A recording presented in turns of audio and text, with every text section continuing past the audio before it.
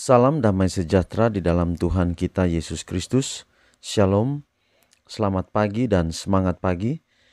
Jumpa kembali dalam renungan pagi kita untuk hari ini, Rabu 17 Januari tahun 2024. Dan pekabaran firman Tuhan kita di pagi ini dengan judul Raja Surgawi. Sebelum kita lanjutkan, mari berdoa. Bapa di surga, terima kasih untuk semua kebaikan-Mu di dalam kehidupan kami hingga di pagi ini.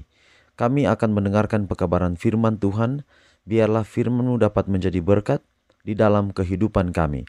Terpujilah nama Tuhan, dalam nama Yesus kami telah berdoa. Amin.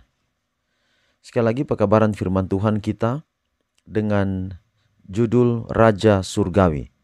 Dan ayat firman Tuhan 1 Petrus 1 ayat 18 dan 19. Sebab kamu tahu bahwa kamu telah ditebus dari cara hidupmu yang sia-sia, yang dengan darah yang mahal, yaitu darah anak domba yang tak bernoda dan tak bercacat. Yesus memandang pada mangsa korban yang tidak bersalah itu, dan melihat bagaimana orang Yahudi telah menjadikan perhimpunan besar ini sebagai peristiwa penumpahan darah dan kebengisan. Gantinya penyesalan dari dosa yang penuh kerendahan hati, mereka telah melipat gandakan korban binatang, seakan-akan Allah dapat dihormati dengan pelayanan yang tidak menaruh belas kasihan.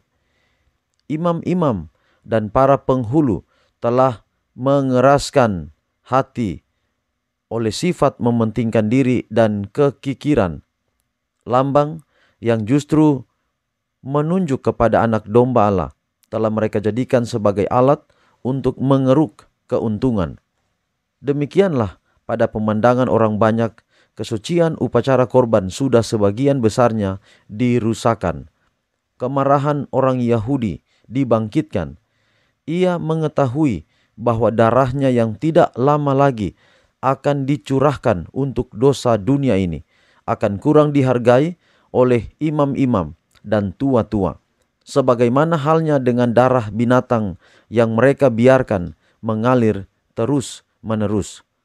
Terhadap kebiasaan inilah Kristus berbicara dengan perantaraan para nabi. Samuel berkata, "Apakah Tuhan itu berkenan kepada korban bakaran dan korban sembelihan sama seperti kepada mendengarkan suara Tuhan? Sesungguhnya mendengarkan lebih baik daripada korban sembelihan, memperhatikan lebih baik daripada lemak domba-domba jantan." 1 Samuel 15 ayat 22. Ia yang sudah memberikan nubuatan ini, sekarang untuk saat terakhir mengulangi amaran itu. Dalam kegenapan nubuatan, orang banyak telah memasyurkan Yesus sebagai Raja Israel. Ia telah menerima penghormatan mereka dan menerima jabatan raja. Dalam tabiat seperti inilah ia harus bertindak. Ia mengetahui bahwa urusannya untuk membarui keimamatan yang bejat akan sia-sia belaka. Meskipun demikian, pekerjaannya harus dilakukan kepada orang banyak. Bukti tugas ilahinya harus diberikan. Sekali lagi, pandangan Yesus yang tajam itu mengamat-amati halaman bait suci yang sudah dinajiskan, semata-mata tertuju kepadanya. Imam dan penghulu, orang Farisi dan orang kafir memandang keheran-heranan kepadanya yang berdiri di hadapan mereka dengan kebesaran Raja Surga. Keilahian memancar melalui kemanusiaan, menyelubungi Kristus dengan keagungan dan kemuliaan yang belum pernah dinyatakannya sebelumnya. Kristus berbicara dengan suatu kuasa yang memengaruhi orang banyak, bagaikan angin topan yang keras. Ada tertulis, "Rumahku akan disebut rumah doa, tetapi kamu menjadikannya sarang penyamun." Suaranya berbunyi laksana nafiri di seluruh bait suci. Renungkan lebih dalam, kapankah saya pernah merasakan kemarahan yang saleh yang Yesus lakukan di bait suci? Jadi, kadang kita menilai negatif terhadap kemarahan Yesus di bait suci. Tetapi sebenarnya Inilah kemarahan yang penuh dengan kesalehan. Kenapa?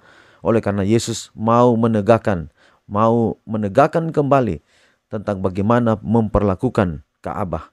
Itulah sebabnya di sini dalam renungan pagi kita, kadang-kadang kita memandang kepada orang-orang beda dengan apa yang Yesus pandang. Ketika Yesus memandang kepada orang-orang yang bersalah, dia memandang tetapi kemudian dia tahu mereka salah, tapi kemudian Yesus merangkul mereka. Dan pada akhirnya orang-orang yang bersalah itu boleh mendapatkan pengampunan daripada dosa mereka.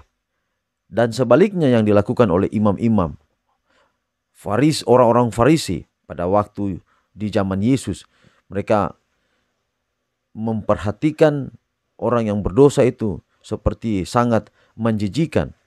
Tetapi gantinya apa yang Yesus katakan di renungan kita hari ini. Bahkan mereka, imam-imam, mereka menjual domba untuk dikorbankan. Bahkan mereka mulai menggunakan kekuasaan mereka untuk mendapatkan uang.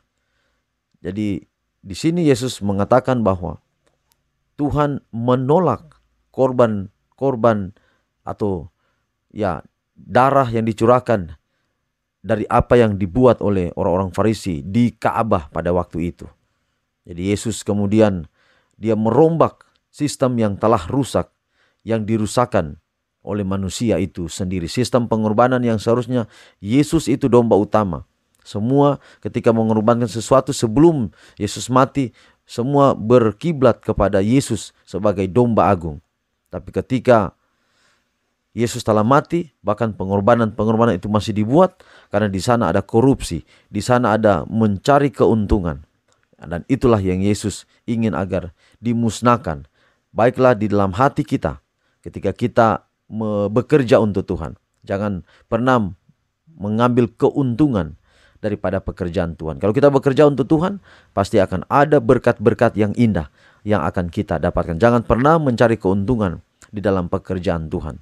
Tetapi biarlah keuntungan itu didapatkan. Yesus memberikan upah yang tidak terbatas, yang tidak dapat dinilai dengan ukuran manusia. Kiranya pekabaran di pagi ini akan menjadi berkat yang besar dalam kehidupan kita semua. Mari kita akhiri dalam doa, mari berdoa. Bapa di sorga, terima kasih untuk pelajaran yang indah hari ini.